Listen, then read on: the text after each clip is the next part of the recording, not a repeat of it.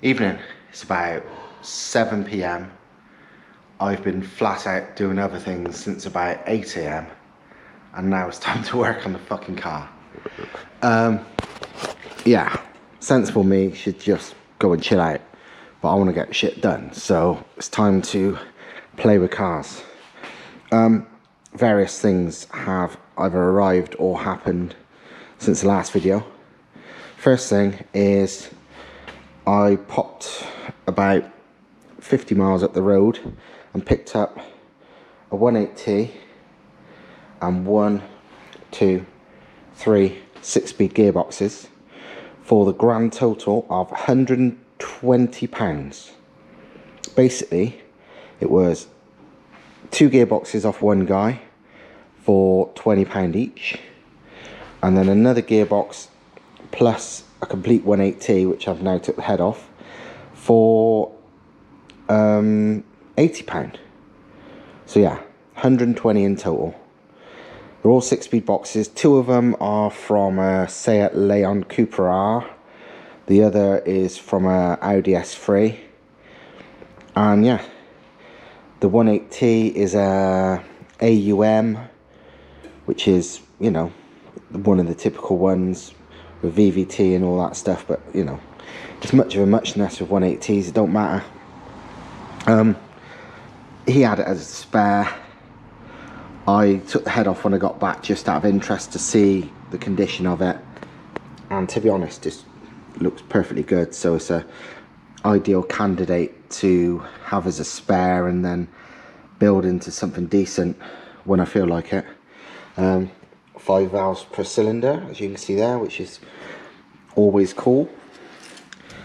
MLS head gasket as standard, 1, 2, 3 layers, I think. So yeah, no actual plan for this yet, although Thomas needs a few engines because he's been inundated already with people asking him for the conversion, so he might well use this, God knows. But it was such a bargain, it was like, yeah, I'm gonna get it while I can. So yeah, got that. What else? Oh yes, that's the charge cooler I'm using. That is the aftermarket alloy radiator that it's going to run, because obviously the radiator in that is knackered. It just, the fins are all, you know, corroded and falling, well, turned into dust. That thing is gigantic. It's like OEM fitment, but I don't know if I can show you. The standard core has got really wide end tanks with a really thin core. Like the core is about 1/3 as wide as the end tanks. It's a bit bizarre, but that's how they've done it. So aftermarket, as aftermarket tends to do, is the core is as wide as the end tanks. It is much bigger. It's like a 50mm core, whereas this core is probably 20 at best. It's massive, this new one. I hope it fits, because, well, it doesn't matter if it doesn't fit, I can trim things, but as standard it goes in there, so I won't be surprised if it don't fit dead on. But I don't really give a shit, because I'm modifying everything else, so that ain't gonna, you know, make any difference. Also, that turned up from Australia. That is a Holden Tirana bonnet, scoop, hood, cowl, whatever the hell you want to call it, which A, is probably the only one in this whole country, and B, it's about to be the only one probably in the world on an MX-5, because that is what I'm going to replace that backwards Scooby Scoop with. It may look, wow, it's going to look big. This practically as big as the bonnet, but it's going to look better than the fucking Scooby Scoop. And I like Holdens, so a bit of extra cool factor even having it. But anyway, aside from that, I've got loads to do. I want to basically clean up and paint up everything with surface rust, which is everything. You know, paint the arms, stuff like that. Same as the underside, all the brackets and strengthening shit, because all of it at the moment is just basic surface rust, but it could easily go proper rusty, and I'd rather it didn't. And being a Jap import, it's got no rust proofing on it, so it's amazing it's lasted well as it has, but it's not exactly wax soiled or anything underneath. So there's lots to do on this car, lots. So I'm going to do as much as I can today until I fall asleep. I'm armed with some Red Bull, so hopefully that'll keep me going. Well, first thing, a Holden Tran A9X bonnet scoop lets everything clear, no problem, which isn't a surprise because it's fucking massive. But it's not like super tall, so once it's a matching colour, it'll be fine. Unfortunately, it's not as wide as the Subaru one, so I need a new bonnet. Not a problem though, because I just had a look, and like second-hand NAMX5 bonnets are like £10–20 still, thankfully. So I just got to find one locally, because there's no way I'm travelling very far for something that's worth so little. But yeah, that's good news at least. That's a start. This scoop will do. So happy days. Just need a new one and then I can go on. Now it's time for, you know what, I better check that radiator next on this. New versus the old.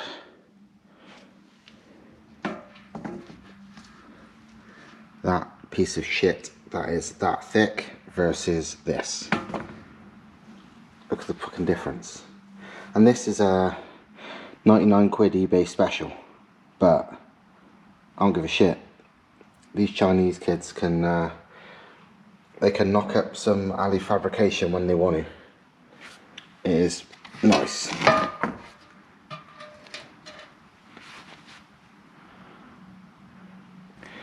mean, what's better, this 50 odd mil thick, awesome looking, well built thing, or this plastic end tanked absolute hunk of shit? Look at it, it's fucked. And even look how thin it is. Let's measure it. I think this is 50 mil, and that looks about 15 mil. Let's have a quick look. Yeah, dead on 50. And this is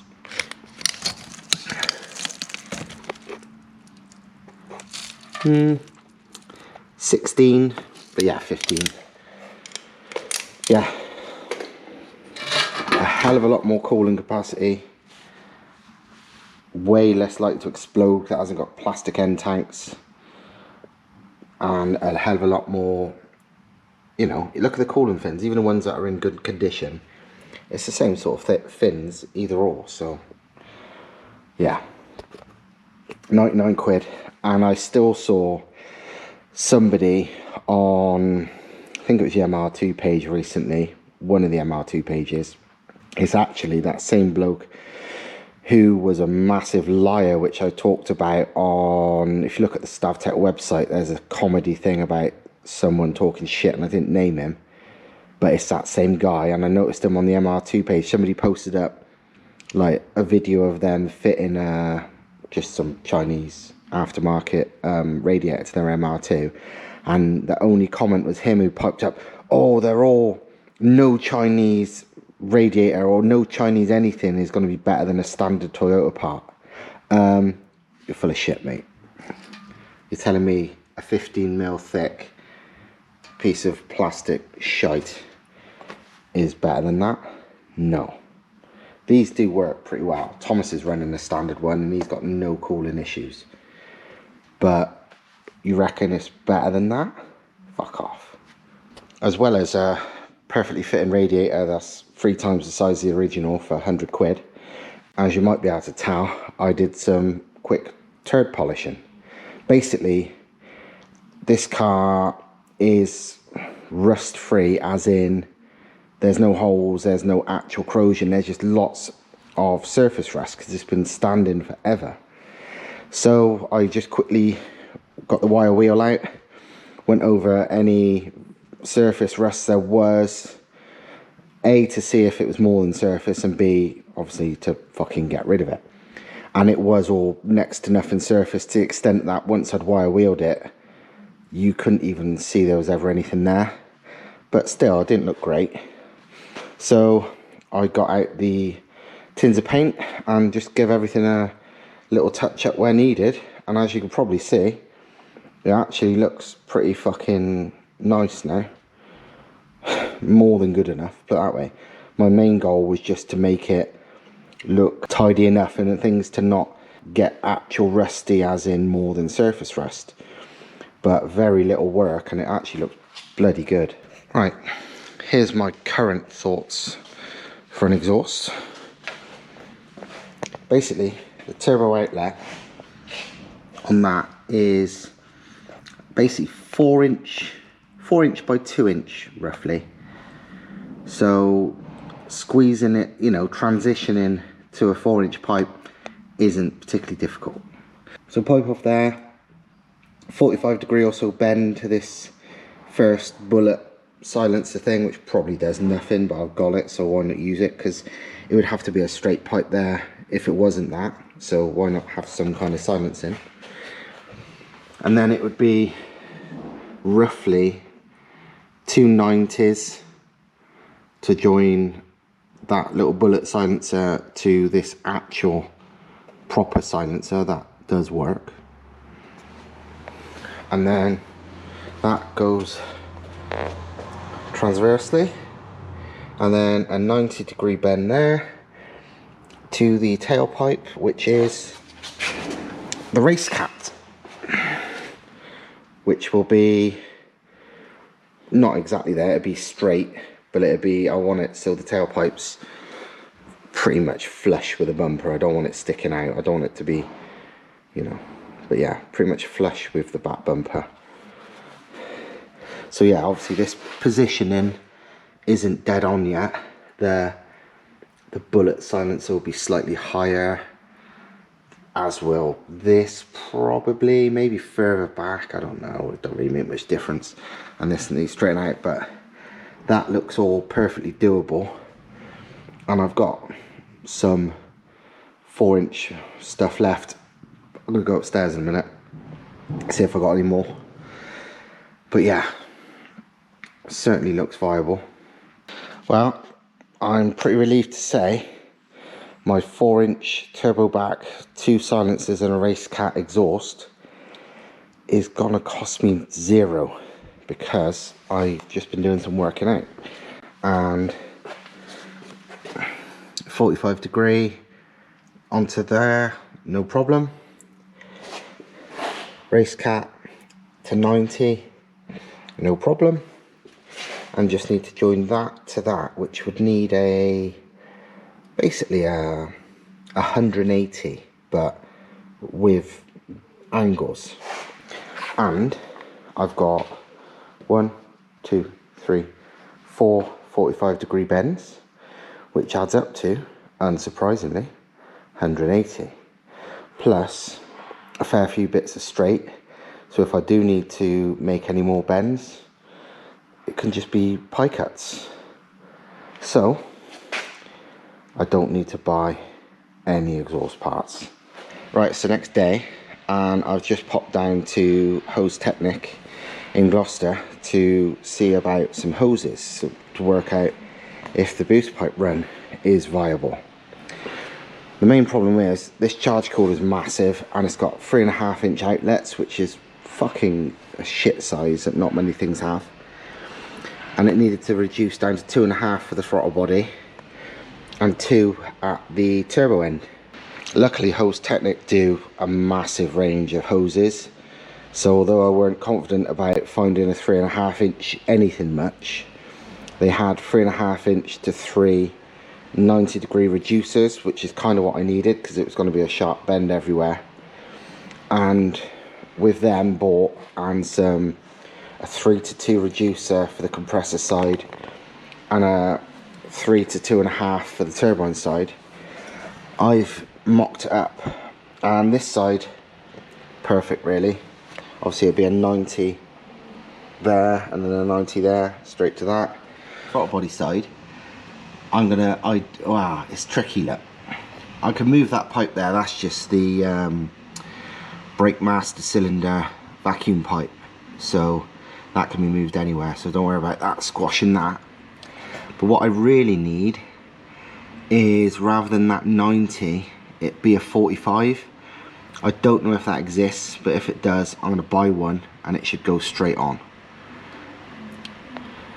But yeah, it needs to be a 45 because that 90 is about 45 too much. This side though, perfect. And also, versus where the exhaust is going to run, it's spot on.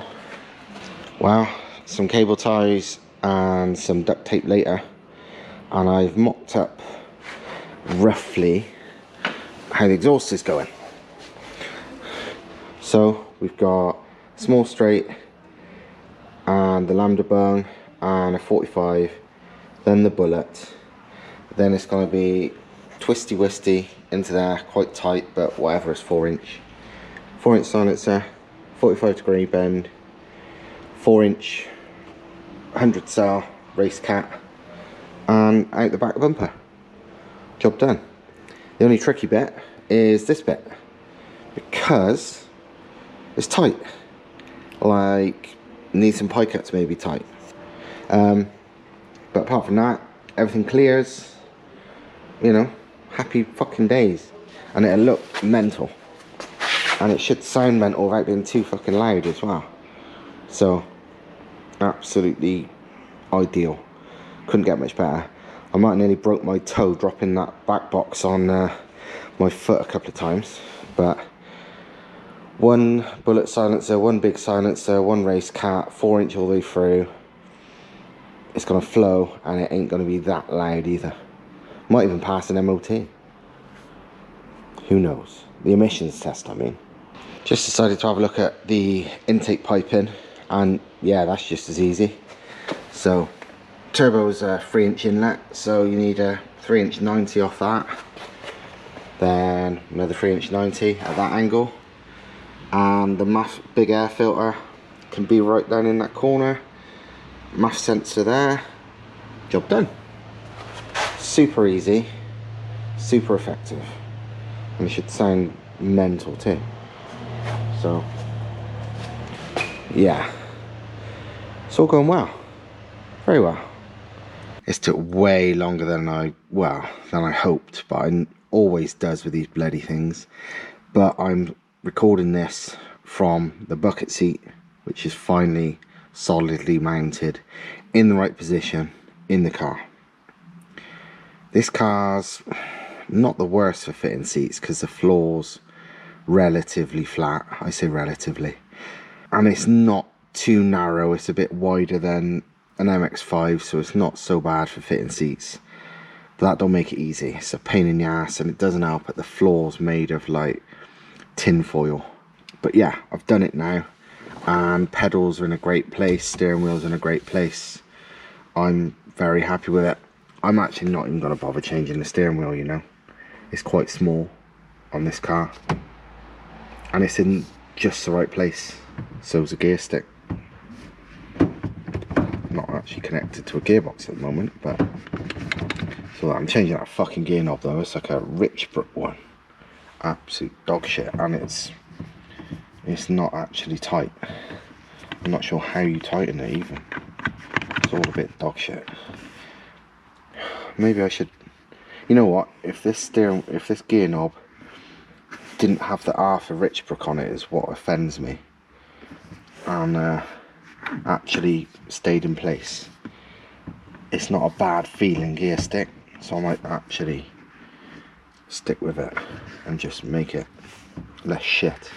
If I can work out how to get the fucker off, and then, yeah, do something. But yeah, let me show you what the seat looks like. That is the seat. motor drive bucket seat, which, if I remember right, I first had in my E46 330 drift car, well, daily driver and a drift car, and then it was in a Volvo, and now it's in this. Pretty sure it's been in various other cars as well, I can't remember, but I think it first come into my life when I bought it and fitted it to the E46 330, and that was a good few years ago. But it's a really good seat, comfy, mega supportive, job done. I'm going to leave the standard passenger seat because frankly it's light. Not many standard seats are light these days, but they're lighter than MX-5 seats. They are genuinely light, which I find weird because both the bonnet and the boot lid are heavy as fuck. So I don't really understand Toyota's reasoning on what they made light and what they made heavy, but whatever. So yeah, bucket seat done. It's a horrible messy job, but I've done what all cars, especially Jap imports, need in this country, and that's undersealed the whole car. Everything. Basically I use that Tetraseal underbody sealant. I had a couple of cans of it and I thought, you know, that ain't gonna get me far, but to be honest, turns out those cans go a long way. I've used about one and a quarter, and bearing in mind this car had no underseal. The only place it's got underseal from the factory, because it's a Jap import, is in the wheel arches. Pretty much zero underneath. It's just plain old paint. I'm amazed this car lasted so well in this country, considering. But I've just done the whole underside, the floor pan for the first time ever on this car, and so on. And yeah, all good. Hopefully that should keep rust at bay. I mean, I'm amazed this lasted this long in this country without, it's got no holes, it's got no serious rust. I can only presume it's only ever been used as a nice weather car. But now it's ready for shitty UK winters and salty roads and all that kind of shit. So for today, I'm done, I think. I don't know what time it is this late. It's fucking gone 10 o'clock again. But I've been here, unlike the other day when I didn't come here till about 7 and I stayed till about 1:30 in the morning. This time I've been here since, I don't know, midday, 1 o'clock, I don't know. So I've been here a long time. So yeah, all good, all done. I think that can be the end for this video. And hope you liked it. Hope you've maybe learned something. And yeah, as you can tell, this car's coming along real fast. So I wasn't lying when I said it'd be on the road in a couple of weeks, because it will be. I don't want this to be a long project. I want to get it finished and on the road so I can, you know, finish the MX-5 and the Corolla, which are both also near completion. Especially MX-5 is practically fucking done. So yeah, make sure you like, comment, subscribe, all that usual good stuff, and I will see you, wow, very soon probably, because there's, well, non-stop content at the moment. I've got too many fucking cars and not enough time. So see you later.